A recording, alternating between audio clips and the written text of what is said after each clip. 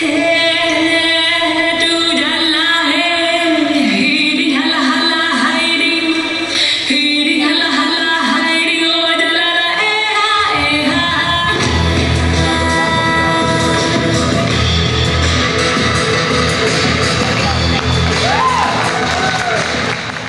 kabar hari ini?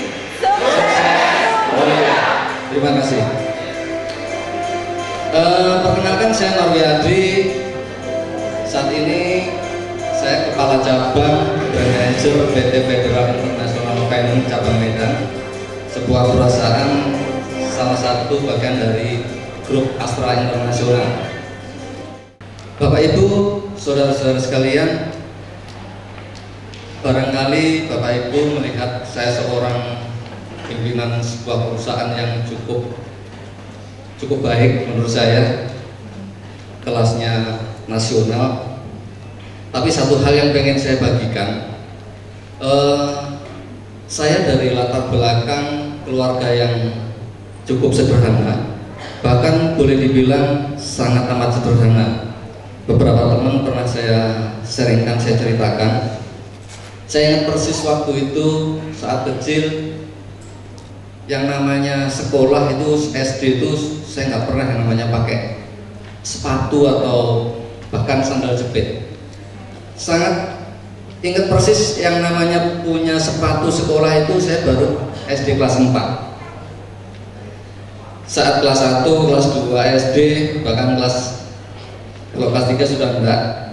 Saya ingat kalau mau berangkat ke sekolah, mandi di kali, nyemplung aja di sungai, dan kayaknya sampai dengan kelas 3 itu keluarga kami baru yang namanya pakai handuk.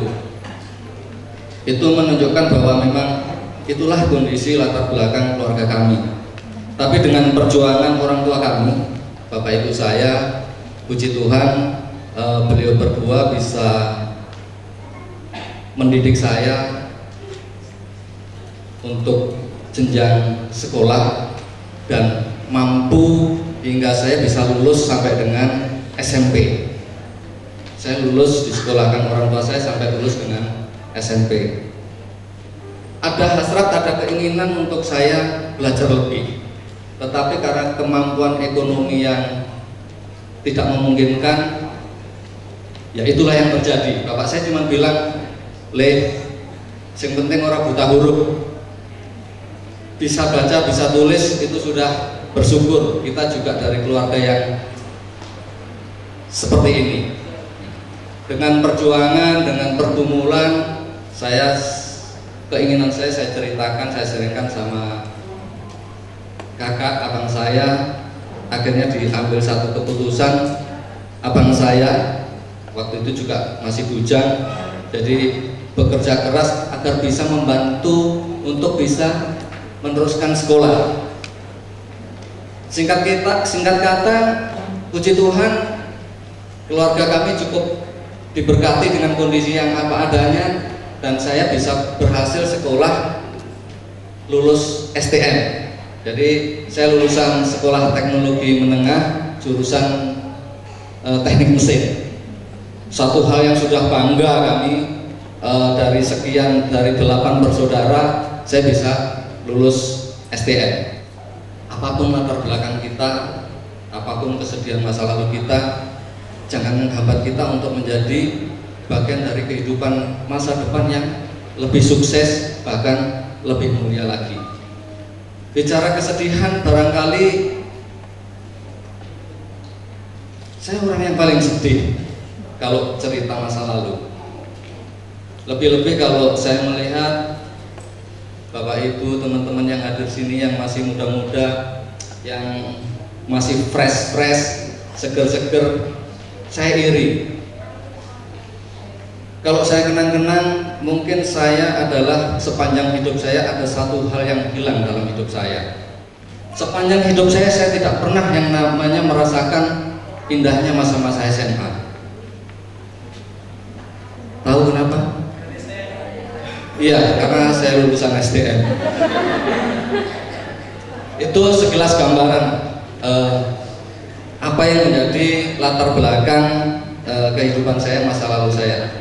Tapi Tetapi sahabat-sahabat semua, apapun perjalanan itu, sampai saat ini saya boleh bersyukur, saya boleh bangga bisa hadir di tengah-tengah Bapak Ibu saudara-saudara sekalian dengan predikat seorang eksekutif manager, dengan satu posisi yang juga punya pengaruh di perusahaan kantor saya berada.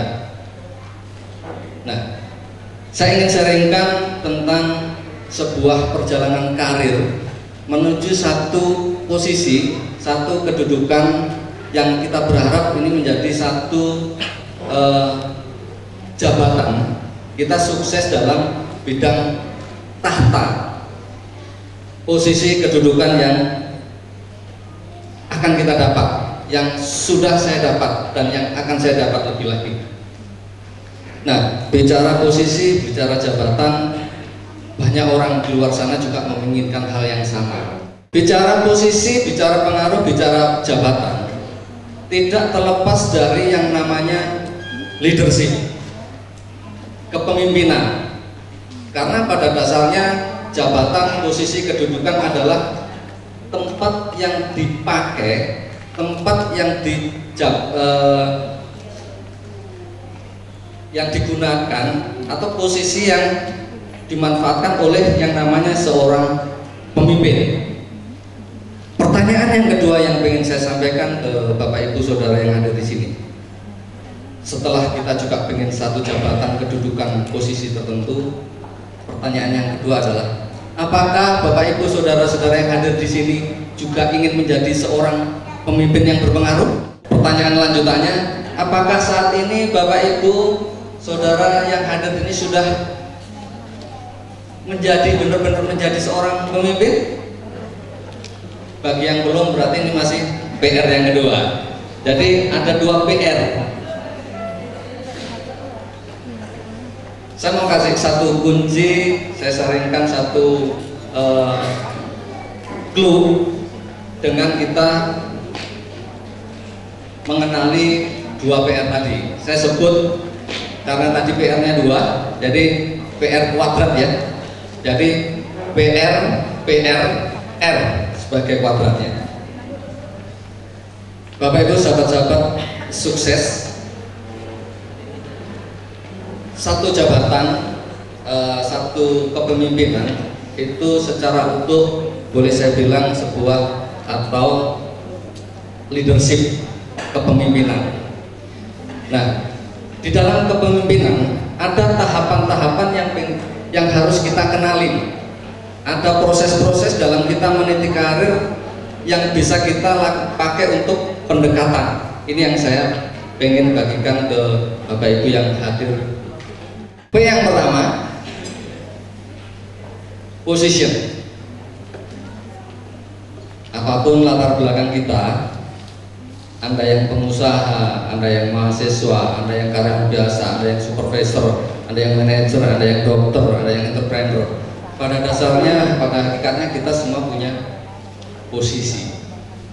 Nah, dalam leadership itu posisi itu sangat penting, karena seorang pemimpin itu pasti ada pengikutnya. Kalau pemimpin tanpa pengikut namanya juga bukan pemimpin. Nah, pertanyaannya, mau jadi pemimpin yang seperti apa? Nah, tahapan saya ulang lagi, Bapak Ibu. P yang pertama adalah posisi. Hakikatnya kita semua sudah punya posisi. Seringkali level kepemimpinan ini adalah kepemimpinan yang paling bawah. Siapapun punya posisi. Nah, pemimpin yang hanya mengandalkan posisi, pemimpin ini yang para pengikutnya, orang-orang mengikuti dia itu karena keharusan. Posisinya adalah karena satu hak. Saya pernah punya kenalan, punya teman waktu itu di Sulawesi Utara. Beliau orangnya pinter, lulusan luar negeri, tapi masih fresh graduate, belum pernah punya pengalaman kerja. ngelamar sana ngelamar sini tidak cocok karena gaji yang ditawarkan tidak sesuai dengan harapan dia. Beruntung beliau punya yang memang pengusaha kaya, sehingga langsung dikasih jabatan jadi area manager. Saya tidak mau nyeritain jeleknya beliau, tapi itu satu gambaran contoh bahwa kepemimpinannya hanya ada pada posisi saja. Semua anak buahnya stres karena perintahnya harus diikutin. Dia bisa memerintah karena punya hak, anak buah ngikut karena satu keharusan. Yang penting kudu target, mbuh piye carane. Itu yang sering kali diungkapkan, dan itu yang sering kali saya baca di statusnya teman-teman. Ini level kepemimpinan yang paling bawah, P yang pertama. Setelah P, R. Kalau kita sudah punya posisi, kita mesti harus bisa naik ke level berikutnya, yaitu R. Relationship, satu hubungan itu perlu dibentuk ketika kita ingin menjadi seorang leader, seorang pemimpin, seorang yang memang punya jabatan tertentu, apapun itu. Nah, ketika kita bisa mengajak, membangun satu relasi dengan tim kita, entah itu pengikut kita, rekan sekerja kita, bahkan dengan atasan kita, orang-orang mengikut kita karena berkenan, karena kita ajak, bukan sekedar kita perintah. Ini level kepemimpinan nomor 2 setelah P, posisi. Sekarang yang ketiga P. Yang ketiga P artinya produktif.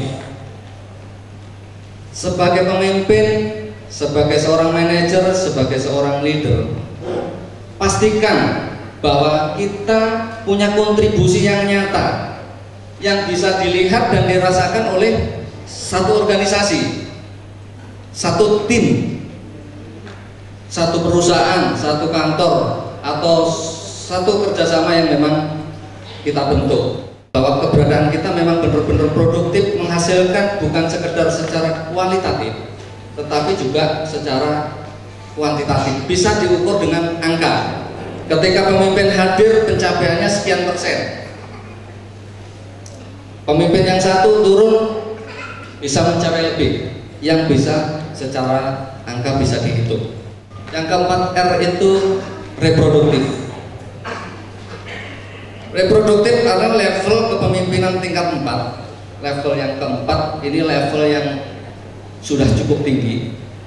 Artinya kita sebagai seorang leader sudah mampu memberdayakan tim kita, even itu anak buah kita langsung, rekan kita, atau atasan kita.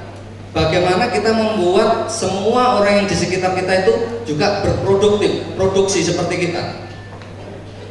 Dan itu atas peran kita sebagai seorang leader, seorang pemimpin. Nah, dalam hal ini tidak harus pinter, Bapak Ibu saudara-saudara, tapi bagaimana kita bisa men-challenge tim kita, bisa menyemangati, memotivasi, dan meng-empower, bukan dalam arti memperdaya, tapi benar-benar memberdayakan. Even bukan sekedar secara hasil, tetapi level ini level yang cukup tinggi, artinya kita sebagai seorang leader itu sudah mempunyai investasi terhadap pribadi-pribadi yang menjadi anggota kita, menjadi anak buah kita, menjadi tim kita. Ada hal yang sudah kita investasikan untuk sumber daya pengembangan tim kita, sehingga tim kita, anak buah kita bisa produktif, dan level keempat reproduktif ini benar-benar kita capai. Karena ini satu hal yang tinggi, yang sebenarnya yang paling tinggi secara teknis, dibutuhin satu kemampuan untuk memberdayakan tim. Nah, ada satu contoh ilustrasi yang baik yang mudah-mudahan bisa menginspirasi buat kita semua untuk mampu mencapai level tingkat 4, tingkat yang cukup tinggi ini. Saya belajar dari seorang penjual burung beo. Ini ada penjual burung beo yang matre sekali. Jadi punya 3 burung yang memang paling favorit, yang paling mahal yang dia bisa tawarkan. Satu di pundak kanan, satu di pundak kiri, satu lagi di atas kepala. Yang di pundak kiri dibanderol dengan harga 25 juta. Banyak orang tanya, kenapa bisa jual semahal itu hanya seekor burung beo? Ini bukan burung beo sembarangan. Saya jual 25 juta karena burung ini bisa menyanyikan lagu kebangsaan Indonesia Raya. Yang sebelah kanan dibanderol dengan harga 50 juta. Kira-kira Bapak tahu apa kemampuan dia sampai 50 juta? Banyak orang tanya. Yang sebelah kanan selain bisa lagu kebangsaan Indonesia Raya, bisa menyanyikan lagu Butiran Debu.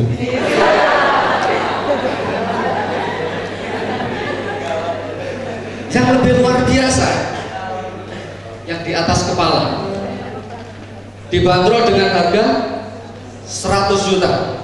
Orang pada penasaran, ini burung harganya mahal sekali. Apa sih kelebihannya? Memang bisa nyanyi apa, Pak? Yang satu ini, kenapa saya jual 100 juta? Justru nggak bisa menyanyi apa-apa. Loh, tapi kenapa bisa mahal? Iya, saya jual mahal karena hanya burung yang di atas inilah yang bisa nyuruh burung kiri dan kanan itu bernyanyi.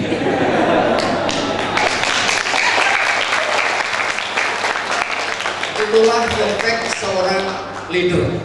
Leader tidak harus pinter, tapi bagaimana bisa mengempower, memberdayakan timnya, sehingga ketika timnya bisa punya popularitas, bisa gaji naik, bisa apapun itu, leader pasti dengan sendirinya akan terangkat dan punya kompensasi yang jauh lebih bagus. Yang terakhir, R yang terakhir, respect. Bapak Ibu, sahabat-sahabat semua, level ini adalah level yang sangat tinggi. Ketika kita bisa sampai level di sini, artinya semua orang bisa menghormati kita, respect sama kita, karena kita sudah punya satu reputasi.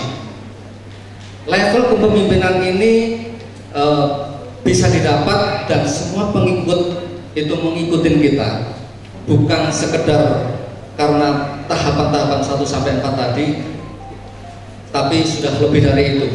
Dimanapun pemimpin ini berada, apapun yang dibawakan, beliau bisa mempresentasikan dirinya, organisasi, dan apapun bendera yang dia bawa. Mau seorang pengusaha, mau seorang mahasiswa, mau seorang motivator, apapun profesinya, ketika puncak leadership ini bisa didapat, ini satu hal leadership yang sangat amat tinggi, yaitu respect, karena sebuah track record, sebuah reputasi, sebuah gambaran, satu posisi tertinggi, satu jabatan, satu tahta sukses mulia.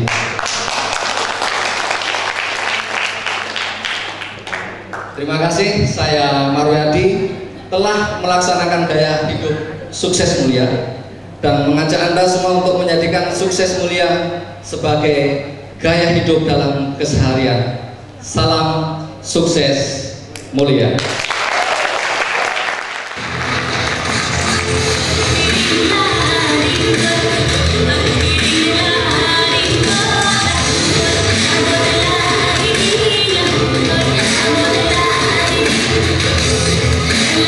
Yeah.